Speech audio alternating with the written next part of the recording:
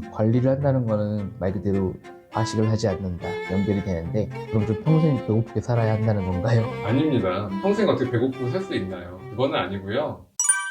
네, 원장님 안녕하세요. 오늘은 저속 노화를 위한 실천법, 그리고 그에 따른 오해, 뭐 이런 것들을 좀 얘기해 보면 좋을 것 같아요.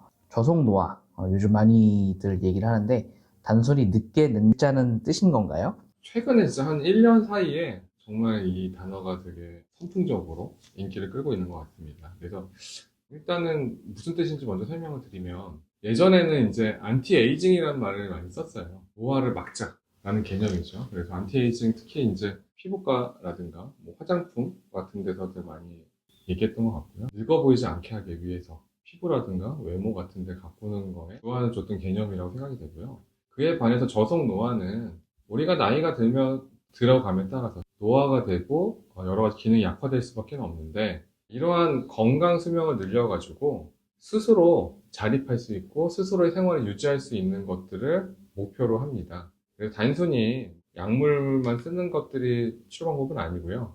생활 습관, 식습관, 운동, 여러 가지, 또 그 다음에 스트레스에 관련된 이제 마음가짐, 이런 것들을 복합적으로 관리하는 것들을 말합니다. 그러면 이 저속 노화, 구체적으로 일상에서 어떤 실천법이 효과적일까요? 우선 먹는 거에 대해 설명을 드리면요. 다른 뭐 영상에서도 말씀 많이 드렸지만 정제된 탄수화물 줄이는 게 가장 중요합니다. 단순당, 정제된 당보다는 통곡물 같은 것들, 그리고 생선이라든가 채소, 그리고 뭐 올리브유 같은 것들을 주 재료로 해서 식단을 구성하는 게 좋고요. 최근에 이제 한국식 마인드 식단법이라는 것들이 이제 소개되고 있는데, 3차원 절식이라고 해가지고 먹는 총량, 먹는 종류, 먹는 시간들을 잘 관리해가지고 식사 습관을 하시는 것들이 중요하다고 하겠습니다. 무조건 적게 먹는 게 중요한 게 아니고요. 사람에 따라서 필요한 칼로리의 섭취량도 다르고 조금 더 유연하게 구성하시는 게 필요하고요. 그리고 아까 말씀드린 것처럼 저속노화가 중요한 건 먹는 것도 중요하지만 다른 운동이라든가 수면, 스트레스 관리, 이런 것도 중요하다고 할 수 있겠습니다. 이런 것들을 실천하면 실질적으로 효과가 있나요? 아까 좀 전에 말씀드렸던 마인드 식단 같은 것들을 꾸준히 실천하게 되면 수개월만 실천해도 우리가 뭐 기대 수명 같은 것들, 연령들이 뭐 수십 년 젊어진다는 보고들도 있고요. 이제 운동에 관련된 것들도 좀 궁금한데, 노화 예방에는 좀 무조건 걷기만 해라 이런 말들이 있는데 이건 맞나요? 일부만 맞을 것 같습니다. 왜냐하면 나이가 들면 근육량이 빠지게 되거든요. 우리가 나이가 먹을수록 근육량을 늘릴 수 있는 운동들을 하는 것이 필요한데, 걷기 운동만으로는 사실 근육량을 유지하기도 어렵습니다. 예전에 뭐 어떤 분들은 뭐 근력하고 뭐 예를 들면 6대 4의 비율로 하라고 권고를 하긴 했었는데, 나이가 드시면 근력 운동과 유산소 운동 5대 5의 비율로 조금 조정하시는 것이 도움이 됩니다. 노년기로 이제 접어들수록 무거운 중량 운동이라든가 고강도 운동을 피하라는 말도 있는데 이것도 사실일까요? 우리가 심한 그 고강도의 운동은 연세가 드시면 하기가 힘듭니다. 우리가 고강도의 대표적인 고강도 유산소 운동이 마라톤 같은 것들이 있는데요. 뭐 67세 노인분들이 그런 것들을 완주하기는 어렵기 때문에 그런 운동은 좀 배제하시는 게 좋고요. 또뭐 바벨 스쿼트, 고강도 인터벌 운동, 그 다음에 심한 복근 운동 같은 것들은 운동하는 과정에서 오히려 심장에 무리를 주거나 뭐 심혈관절, 내혈관 질환의 원인이 될 수 있기 때문에 그런 것들은 좀 피하는 게 좋겠습니다. 대신에 우리가 뭐 가벼운 아령, 1에서 3kg 정도 되는 아령이라든가 뭐 탄력 밴드라 그래서 이제 밴드를 가지고 스스로 운동을 하는 거, 뭐 요가라든가 필라테스 같은 저강도의 무산소 운동들을 하시는 것들이 도움이 되겠습니다. 저 같은 경우에는 예전에 무릎을 한번 수술한 적이 있어서 뭐 관절이 안 좋은데 운동을 하면 더 망가진다, 뭐 이런 걱정을 좀 하는 사람들도 좀 있잖아요. 뭐 이런 경우에는 어떨까요? 관절이 아프면 사실은 운동을 하면 안 되겠죠. 내가 아플 것 같아. 운동을 아예 포기하는 경우, 아예 안 하는 경우에는 문제가 될 수 있습니다. 실제로 우리가 이제 건강한 사람도 누워만 있게 되면 허벅지나 엉덩이, 뭐 종아리 근육이 다 사라지게 됩니다.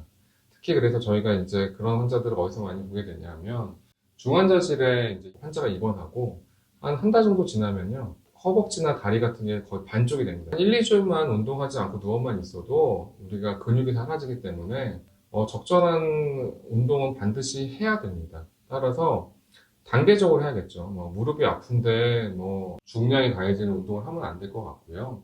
가벼운 걷기, 뭐 가벼운 걷기가 된다고 하면 속보, 그다음에 뭐 가벼운 조깅, 뭐 계단 오르기, 뭐 이런 것들로 단계적으로 좀 운동을 하시는 것들이 도움이 되겠습니다. 보통 노년기에는 그냥 쉬어야 한다는 건 정말 좀 잘못된 상식일 수 있겠네요. 아, 네. 노년기일수록 활발하게 신체를 사용해야 됩니다. 특히나 노인이 되면은 근육이 빠질 수밖에 없습니다. 근데 근육이 빠지게 되면 면역력 저하도 될 수 있고, 특히 노인에서 낙상의 위험도 높아지기 때문에 우리가 근육을 지키는 게 가장 중요하고요. 그 근육을 지키는 방법 중에는 무산소 운동, 즉 중량 운동을 좀 하는 것도 필요하고, 근육이 잘 생길 수 있도록 단백질 섭취도 신경 쓰는 것들이 중요하다고 하겠습니다. 노년에 접어들수록 먹는 식단도 조금 바뀐다고 하잖아요. 어떻게 섭취를 하는 게 가장 이상적일까요? 노년에 보면은 어르신들 얘기 들어보면 고기를 잘 안 드세요. 그래서 제가 매일 만나는 어르신들한테 고기 많이 드시라고 제 강조를 많이 합니다. 왜 그러냐 하면 보통 이제 노인에서는 근육량을 유지하려면 체중의 1kg당 1.2g에서 1.5g 정도의 단백질 섭취를 해야 됩니다. 보통 한 끼 식단에서는 한 20g 정도의 단백질 섭취량이 필요하고요. 어떤 형태든지 간에 그런 것들을 식사 내에서 균형 잡히게 섭취하는 게 중요합니다. 고기를 소화를 못 시킨다고 많이 표현을 하세요. 그러면 뭐 두부라든가 뭐 계란이라든가 생선이라든가 이런 것들을 좀 꼭 드시는 게 필요합니다. 오늘 들은 정보로 저속 노화에 대한 실천법을 도전해 봐야겠습니다. 오늘 바로 내 삶의 루틴을 점검해 보시고요. 그 다음에 내가 어떻게 하면 건강하게 늙을 수 있는지 한번 확인해 보시길 바라겠습니다. 네, 감사합니다.